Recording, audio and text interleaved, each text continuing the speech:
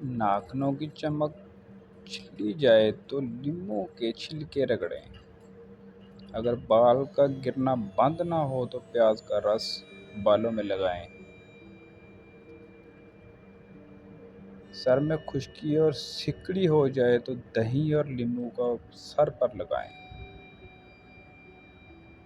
सफ़ेद बालों से छुटकारा चाहते हो तो आंवले का पाउडर खाएं और लगाएं। बाल लंबे करना चाहते हो तो नारियल का तेल और एलोवेरा लगाएं। बालों की चमकदार बनाना चाहते हो तो अंडे की जर्दी सर पर लगाएं।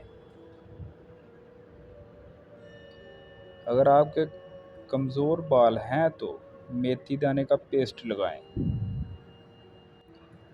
बालों का दो मुआं हो जाना, सरसों के तेल की मालिश करें। सर की खारिश ना जाती हो तो अर्क गुलाब में नींबू मिलाकर लगाएं।